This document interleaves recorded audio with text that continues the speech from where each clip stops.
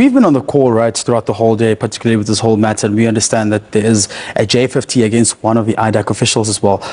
We are just waiting to hear when it will be executed, right? This is what Advocate Andrea Johnson said when she appeared at the ad hoc committee. I have said previously, I'll repeat, the fight against corruption is not for sissies. And so you cannot be weak in this fight. What I won't be, and I can't afford to be, is arrogant and careless, which I have sought not to be given the death threats. But what I can do is step away from this work. If I step away, who takes over? She was asked specifically about Suneel, and she came across as someone that was very defensive of these criminal acts and actions that were committed by Suneel. Thank you, Honourable Chair. Honourable James, on the two matters that were raised about Mr. Suneel Bellochun, in the break I sought to clarify. In the one matter, the so-called torture matter, the witness put in a statement to indicate that he had been coerced into making a false allegation, so that investigation therefore went nowhere. And in a second matter, the 2014 case, Mr. Bellochun filed a civil claim for an unlawful arrest. The High Court agreed and found in his favor, more so because a DPCI member who had opened the case admitted to the civil court judge that he had fabricated that case. So that case was also disposed of. Others call her the Winnie Mandela of our time. Others, they say that, she must be fired and actually disband the IDAC. While former Justice Mbuyiseni Madlanga is saying her actions amount to what we call impropriety. On the face of it, subject to an explanation by Advocate Johnson, there appears to be impropriety. Just making a comment. That is correct, Commissioner. It appears to be, and I think to me, and once again, it's my opinion. Once again, if there wasn't any impropriety, she would have told me on the 7th. In this video, I wanted us to talk about the explosive allegations that have been revealed regarding the actions of the IDAC, which is Andrea Johnson, and everybody around her, including Khan, and all the illegal actions that they've been committing with Shamila, Batohi, and everybody else that was supposed to ensure that justice is served. So Andrea Johnson is not a stranger in our eyes. This is a lady that has been accused many a times of some actions that are very shady in protecting the cartel, especially after she took it upon herself to go and arrest Dumisani Khumalo on some labor-related matter. And even the bail conditions that were attached to that case of Dumisani Khumalo were very shady, which then limited him from doing his job as the head of the PKTT, crime intelligence, or anything that is related to that. And today we got to get a glimpse of the role of IDAC and how actually the IDAC has been behaving recently, especially in regards to the criminal justice system of South Africa, how they've been, in a way, failing to protect whistleblowers, victims, and complainants of different cases that we are faced with in South Africa. On the other hand, as you have seen in the beginning of this video, it looks like someone is about to be arrested, yes. And I think that is great news, because the IDAC has been very rogue. Even though the IDAC leader herself, the head, which is Andrea Johnson, has denied that there's rogue elements in the IDAC. But after the testimony that has been revealed at the Matlala Commission, it is undeniable that there's definitely rogue units in the IDAC. Captain Mark and Captain Gobus appeared before the Matlala Commission, and they gave us a scenario of a situation where Andrea Johnson was protecting General Khan. So General Khan comes across as a very dangerous man, coming across as, threatening junior officials. There's a case of assault against General Khan, and it looks like the victim of this case was about to start the process of actually ensuring that people like General Khan are put into book.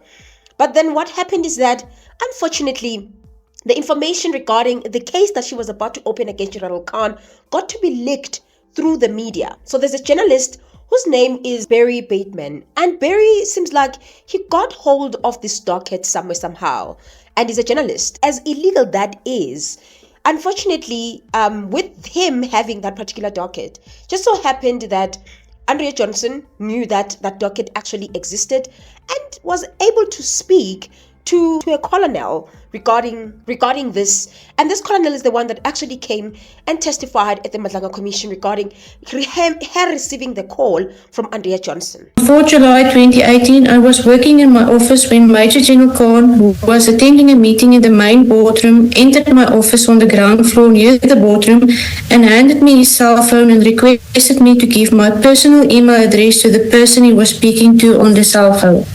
He said the person's name is Andrea. On the other end of General Khan's phone was a female.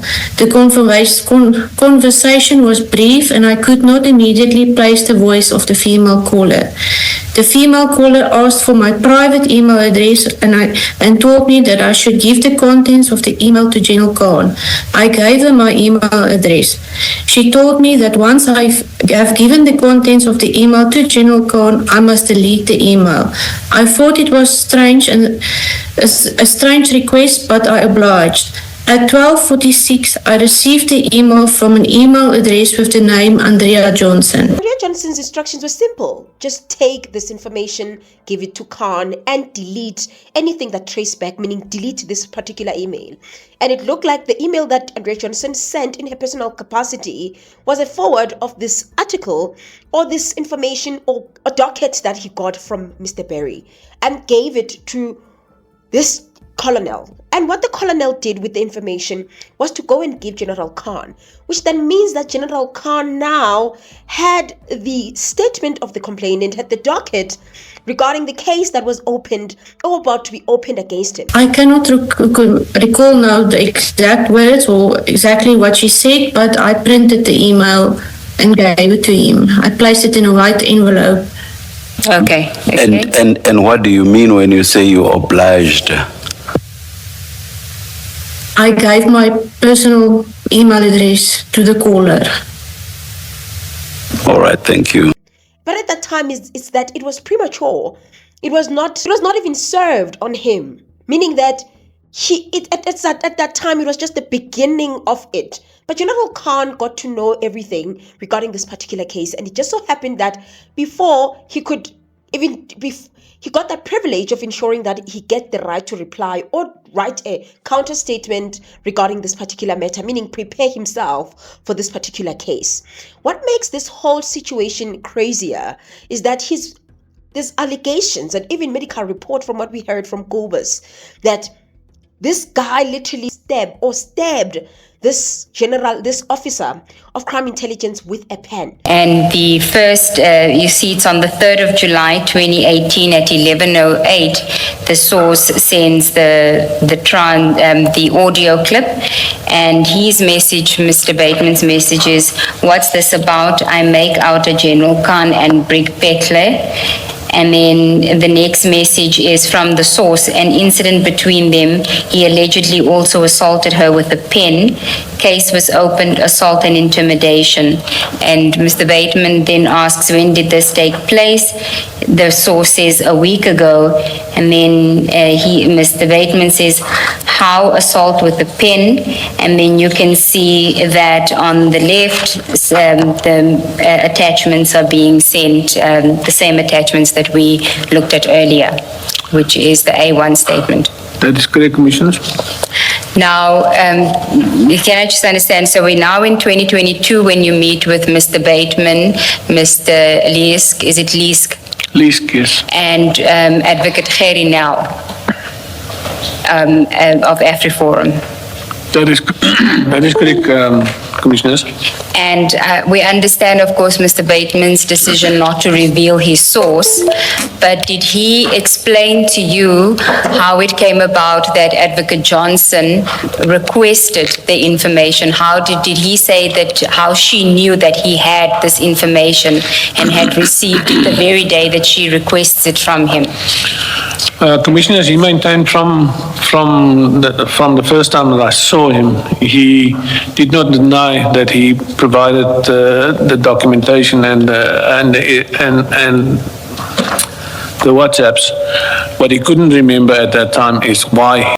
And even the words that he used in the recording, because there's a recording of him lashing out at this junior general brigadier. at this crime intelligence officer, and the way he was lashing at her and even said that, you know, the pen is powerful, something like that, if I'm paraphrasing. The pen is very powerful. You have lots of issues at the moment. You want me to add to that? Brigadier? To show that he did literally use the pen in a way to stab at this crime intelligence officer. And this crime intelligence officer incurred that particular bruising and everything. And there's a medical report from what we've heard from Kobus that confirms that that situation actually happened. But because Khan has relationships with NPA and senior NPA prosecutors like Andrea Johnson, they had to make it go away. Literally, they made this case go away by ensuring that they get the docket, making Khan see who is this person that has opened a case against him and allowing him to act in time. But what is so worrying about this whole situation is that this puts the life of this person, this complainant, at risk. This crime intelligence officer who's working with Khan.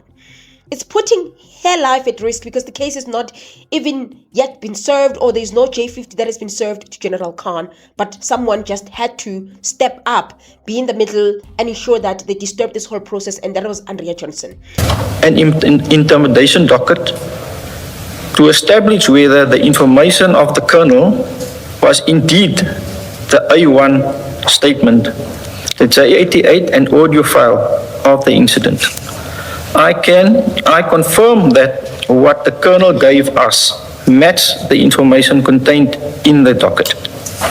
According to SAP's records, on 15 December 2021, the MPA informed the investigating officer that it would not prosecute the assault and intimidation case against General Khan.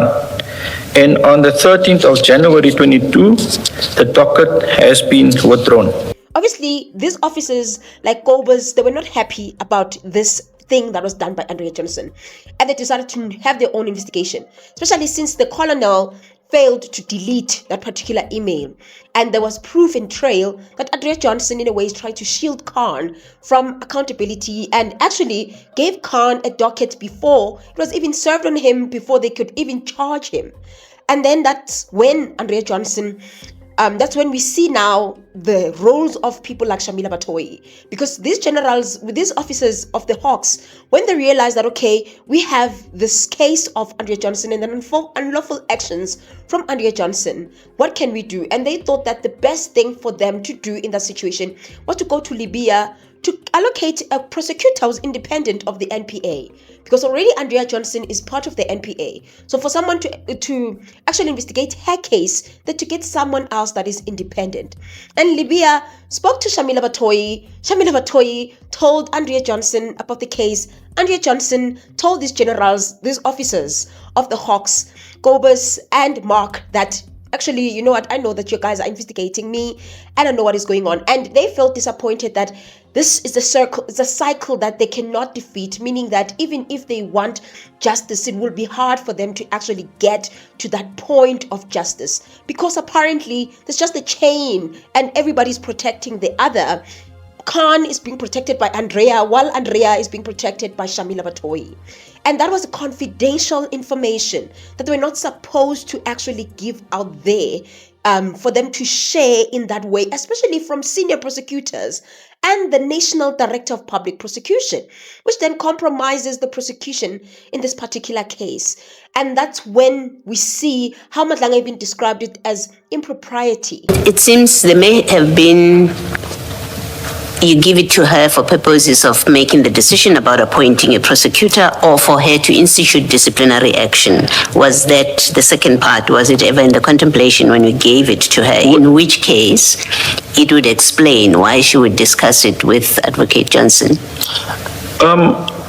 Commissioner, at that point, we only wanted a prosecutor to see whether what is told to us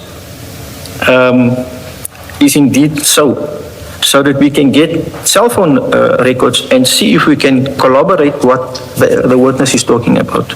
Because that was not the right action from these individuals. And just from this testimony of these officers of the Hawks, Mark and Kobus, also combining that with the testimony of witness O, clearly they were putting the life of Miss Phethle at risk. And they literally jeopardized that case. and made sure that Khan gets away with crime. And these ones played a role in defeating the ends of justice. My understanding is that once there is such a complaint, Mr. Bateman would be a witness or a potential witness. That's correct, Commissioner. Now, would it be proper for Advocate Johnson, when the complaint is against her, to be talking to witnesses and assuring them that they have nothing to worry about and this is not sorry, Commissioner, that is where we are saying the interference came, Commissioner. Why will you, knowing that you are a person of interest, you know the witness, why will you now go and approach the witness? Are you trying to intimidate the witness? Are you trying to tell the witness the work is going to come there, tailor your evidence? We don't know, but it's improper. And in a way, that was literally defeating the ends of, classical example of defeating the ends of justice. And now with investigations coming again, it looks like it's crazier by second. Before we can move to what is going on with the Suneels and everybody else and how the IDAC is protecting them, it looks like Andrea Johnson's troubles are even deeper because there is a case currently that has been opened against her. Actually, it's a complaint, and it looks like it has reached an advanced stage. I want an update. You laid a complaint against Andrea Johnson. How far it is? Today we heard from press briefing from the Department of Justice. Minister was there. Andy Mothibi from the MPA there. Where are we? Yeah, in fact, there's two complaints. The first one, which is the representations which we made to the minister in December last year. Today they were soft launching the office of the IDAC judge, Judge Raulinga, and this matter and others will be seized in that office. But in regards to that representations, the update that we got now is that the matter is now at a very advanced stage within the Department of Justice. Hopefully in a matter of weeks, it will already be sitting in the president's desk for a decision insofar as what happens next. So this is new information. When did you get this update? It is well, we got it today. We got it today. I can't say from very good sources within the department itself. Yeah, definitely. And if indeed the NPA does allow for them to actually prosecute or agree that indeed there's a case, Andrea Johnson is facing the case or the charge of defeating the ends of justice and fraud. It's not really in relation to this particular case, but it's in relation to what happened with her husband. Because if you guys remember what happened with her husband, Andrea Johnson came at the ad hoc committee, told us about the role of the IDAC, the type of investigations that they've been carrying out or that they're doing. So the initial mandate of the investigating directorate dealt mainly with the commissions of inquiry, with the party commission that looked into irregularities to the PIC, the Nugent Commission of Inquiry looking into alleged irregularities within the South African Revenue Service, and then the State Capture Commission, colloquially the Zondo Commission. In terms of IDAC, the mandate seeks to also then deal with serious and high-profile corruption matters, also over and beyond the statutory offences one is allowed to look at, POC-Detara, PRECA, PFMA, MFMA, POCA contraventions, and then the common law contraventions, fraud, theft, forgery, uttering, and offences that in the main relate to dishonesty, Chair. But we are finding out now that the husband did not even have the prerequisite qualifications for him to even get the post that he got. There's just a lot of things that are very wrong with that particular case of the husband, and the fact that she was part of the committee that actually interviewed the husband, which then subsequently led the husband to actually get the job in crime intelligence. Do you know Suneel Johnson, who previously worked at Telkom? If you repeat the first name. Do you know Suneel Johnson, who previously worked at Telkom? Yes. Are you related to him? If it is Junaid Johnson, yes, that is my husband. Following his retrenchment, he was appointed as the special investigator at the Directorate of Operations with a Scorpion in the National Prosecution Authority. Am I right? Following his retrenchment, Chair, he worked in the information management security component of the NPA first. Right. And you are then correct that he was later appointed Chair as a member of the Directorate Special Operations. When he is recommended for his appointment, were you part and parcel of the interview panel? No, Chair, I had nothing to do with be it the shortlisting, the interview process, and or the recommendations. So you are not part and parcel of that interview panel? No. That in and of itself is another thing to show you that this lady was doing what we call selective prosecutions, because she was very quick at prosecuting people like Dumisani Khumalo, quick at prosecuting Masemula in terms of PFMA, but she forgot the actions that she was doing in terms of her husband. And it looks like she would be in more trouble now with what we are hearing from the people that have actually reported him to the authorities, because people are looking for accountability, and that's what they are going to push for, especially with the current pressure that the IDAC is currently feeling and the scrutiny that comes from the public. They have no choice but for them to answer, and it looks like arrests are very much imminent. Yes, it definitely looks like. And karma, we're about to see karma happening. They were busy attacking crime intelligence, Dumisani Khumalo, fighting the rivalries of her husband, doing whatever, but it looks like now it's going back straight to her, and it does not look good at all. Meaning that she might be arrested. Yes, she might be arrested very soon. Saying that her husband benefited from participating in an interview process which she was part of, but Andrea did say she earlier exited that panel as well. And the allegation from Public Interest SA is that she benefited unduly. The husband benefited unduly through wages from 2007 to now. So since he occupied that position to now, in terms of PRICA, they want to charge him for corruption and fraud as well, and for the fact that Andrea, who was there, was part of those who facilitated this process. And they're also alleging that Andrea's husband apparently does not have the required qualifications as well. And Public Interest SA is pursuing this. We now know that this matter is at an advanced stage before the Director of Public Prosecution. That means if they decide to say this docket is correct, then we could be seeing charges actually coming against and a J50 being executed. So really anything can happen between today and whenever we move forward from here. But we've heard that she's going to appear at the Matlala Commission next week. I don't know if the arrest will be executed after the appearance or will be executed before. But knowing the PKTT and the Matlala task team, I think it would definitely be after that appearance. Now let us move along to the testimony of witness N. And that one, it's so shocking because Andrea Johnson was actually protecting this particular individual. So for you to understand who is Mr. Suneel Bellochun, for you to understand Mr. Suneel, you have to understand Ket Matlala, because he's part of the lead investigators in this case of Ket Matlala.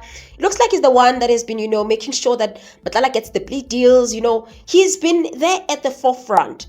But that's the thing, this man is a very shady character with a lot of allegations that are literally surrounding him. I'll start first from what we've heard at the ad hoc committee. Honorable James did ask about these cases, and Andrea Johnson said, no, these are old cases. He was not found guilty. And with what we know right now and the testimonies that we've heard, did this case really get to be adjudicated properly for them to exonerate him? Or there's some Sandla Semfene somewhere somehow, or there's something sinister, something wrong that actually happened. This. In 2014, Hawks arrested a top cop, now employed in IDAC for, I think it was alleged bribery. Are you familiar with this? Are you aware? If you can give me the name that you refer to, Honorable James. Okay, I'm going to carry on. 3 months ago, an article surfaced that IDAC appointed a wanted suspect for fraud. This is the same member. No, that is not correct. All right. Are you aware, do you know the member Suneel? Suneel Bellochun? Are you talking of Suneel Bellochun? That's right. That is correct. Is he employed by IDAC? He is employed by IDAC. He has not been convicted or arrested on any matter that we are aware of. I know that there were allegations that were made against him, but there were no findings made against him. He's not been charged, nor has he been... But there's currently a case. You said that there were no rogue elements within this organization. Here you have a member that you've appointed. There was a case, there was a red flag from 2014, again in 2024. You said there's no rogue elements. I think that's the point that I want to prove. Whether he's been found guilty or not, there's a pending case against him registered in 2024. Am I correct? Honourable Member, if you say so, I haven't seen. What is the role of Andrea Johnson? Did these people make something or do something to make sure that this case go away? Something to think about.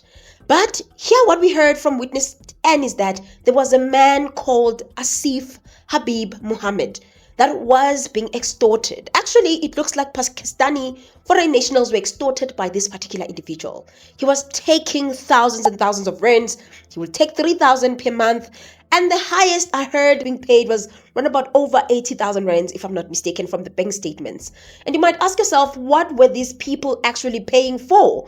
It looks like it was some protection fee that they were paying for. He was explaining the kind of abuse that he is faced, as well as the extortion. So with me asking for the proof for him to submit in order to gather the evidence, this was indeed concluded to amount to criminal activities. And perhaps for clarification, what did you understand the purpose of these payments to have been? You've taken us through them in some detail and provided the statements in their totality. But what did Mr. Asif Mohammed tell you was the purpose of these payments? Some commissioners of the payments are that of rent, and then the other transactions are that when he says he had borrowed a certain amount of money from Mr. Suneel Bellochun, and he would charge an interest, but the interest here shows to have been paid exorbitantly. It does not amount or equate to, if you do the calculation, it becomes more than that. So I drew an inference to say this could have been protection fees because of what he narrated to me. Even though when you look at it, it's either they were paying for their rentals, because it looks like this guy was a landlord, or they were paying for their loans with exorbitant interests, and that in and of itself made this investigator of the PKTT to actually think that actually this was extortion. It had nothing to do with the fact that these people are just paying rentals. The exorbitant interest showed that it was protection fee and that these people were being extorted. What makes the matters worse is that they were even beaten and tortured. And from the documents we saw at the Matlala Commission, people were having loose teeth, bleeding nose. All of those things were happening to them with this with this officer knowing that he's untouchable. And from what we are hearing from Andrea Johnson, indeed, he's untouchable. Because these allegations are allegations that are recent, guys, only 2025. Yes, some of the allegations are dating back to 2014. Because even Bulelituti Jones did explain this at the ENCA, that these are the allegations that this guy is actually faced with, or the charges that he's been faced with before. Sergeant Suneel Bellochun was implicated at the ad hoc committee. He is crucial in the investigation leading the 360 million rand SAPS tender contract as well. But there's a number of complaints that have been laid against him. One against a Pakistani national called Asif Mohammed, who claims that he was extorted by Bellochun and harassed by him. We know that there's also another complainant who claims that Bellochun was allegedly involved in a fraud and corruption matter. Now, from what we have here, it seems a number of case numbers against Sergeant Bellochun. Silver case number case open in Silver case in Silverton rather 12/07/2022. Suspects Bellochun, Dylan Perumal, and Tilas Richard Shabalala. All of them in IDAC and NPA as well. Then there's a case of extortion 353/11/2022. Another one open against Sergeant Bellochun in Silverton. Then another case again, Pretoria West case 160/04/2021. Lorette Jubert torture case suspects Suneel Bellochun, Dylan Perumal, Charity Matlala. Perumal also in IDAC as well. And the commission's shifting its focus to what seemingly looks like wrongdoing in IDAC. You remember Lieutenant General Dumisani came to the commission and said that there were those who were pushing agendas within this very same unit as well. So he has had cases before of extortion, and that's the thing, guys. Where there's smoke, there's fire. There's no way that you can be accused twice or 3 times of extortion and you're telling me that in all these times people are actually lying on you. High chances he is an extortionist. And what is making things worse is that nothing is being done. Instead, the IDAC is harboring this guy. And worse is that they are protecting him, coming to us to say that, no, these people are not guilty. The cases were withdrawn. Yes, there were cases, there were allegations, but they were not prosecuted. You don't have to wait for someone to be prosecuted. Just the mere allegations are enough for you to take everything this person is saying with a pinch of salt. Then I want to move to this particular situation that we are faced with, which is the J50 that is currently out. That we're hearing that it's currently out. And we are hearing that this one is the one that actually was supposed to be arrested. But he's, on the loose, and, he's living his life. Everything is fine. It doesn't look like this J50 is actually being executed. But it's out. So what is not clear is, why are they not executing it? Maybe they're waiting for something. I don't know why, but it looks like he has been very much untouchable. And that's one thing I love about the PKTT. They allow you to actually give testimony about the person and for the public to see for themselves that this person is not innocent. Then they execute so that we don't have sympathy here for people. And I think that's what's going to happen with this guy because of the J50 that has currently been out on his name for him to actually be arrested. And as I've said, it looks like from what we're hearing from journalists that it looks like even Andrea Johnson, her luck is about to reach the end. And soon she might also be arrested in connections to what she did with her husband. She's been very confident telling us about her husband, telling us about everything else, forgetting that no one is above the law. We are really tired of corruption. And if IDAC is corrupt, definitely want to hear from her. We know her responses and she'll say that, there's no court of law that found these people guilty. Therefore, that attitude that she was giving us when she was there at the ad hoc committee. To see how rogue Andrea Johnson is, even Andy Mothibi does not take her serious, because it is said that the NDPP has decided to withhold that warrant of arrest against Madondo and General Dumisani Khumalo. Yes. I mean, clearly what we are happy with, the new NDPP today, he announced that he had asked for those warrant of General Dumisani and Brigadier Madondo to be stayed. In the sense that he wants to review them himself to make sure that they are satisfied as the NPA that those J50s can be executed upon. The triangle that you mentioned, it clearly points, in fact, it's no longer even a triangle, it's probably an octagon of sorts. Because if you look at some of the charges that Dumisani Khumalo was faced, which was a so-called leak to MP Phethle Adams, you start asking yourself, how did Phethle Adams get hold of the documents that he says, could it be that the very same crime intelligence officer in Soweto who accompanied him allegedly to Orlando Stadium to open that case, could he be the one who may have been, who's also close to Khan? Could he be the one who actually got that information and hand over to Phethle Adams to do that? Those are the questions that are out there, and that the dots are connecting in a manner that we would never have thought possible before. Yes, you've heard that right. They're actually withholding it. I don't know if they're waiting for the testimonies to be finished at the Matlala Commission about the IDAC, or they realize that the IDAC is doing some shady wrong things. And they're also tired of the MPA, because as the NPA, they also get implicated. It doesn't look good for them. And you know what, guys, with now this information that actually Andy Mothibi is withholding this warrant of arrest against Madondo and Khumalo, waiting for whatever that he's waiting for. I think even the plea deal of Matlala needs to be reviewed. Reviewed that thing. Now what we know about the lead investigator, that actually is the one that has concluded this plea deal with Matlala. Busy there visiting Khoshimampuru from that Jermaine Prim letter, we know that they've been going there endlessly. That even prisoners, they see them there with Matlala now and again. They need to review everything. And more than anything, as I've said, we want to know now with what is being revealed regarding this warrant of arrest. Why are they withholding it? Why is Andy Mothibi withholding it? Is he finally realizing who's Andrea Johnson, finally seeing Andrea Johnson for who she is? Here's Yakhala. And I'm happy that they're actually holding it. And let us see what happens next week with Andrea Johnson. Actually, I think Andrea, I bet on you. Let's bet now in the comment section. Let us talk about it. I think Andrea Johnson will be arrested before Khumalo. Let's get that. She will be, definitely. I don't know what you guys think about everything. I don't know what you guys think about the testimonies that you've heard regarding IDAC. Do you think you still want more? Are you ready for more? Or you just like, you know what, I've had enough. Arrest Andrea now. Nonetheless, guys, let me hear your thoughts. Let me hear what you think. I will see you guys on my next upload. Do not forget to comment, subscribe, tell your family, to tell your friends, to tell everybody that I am on YouTube. Bye.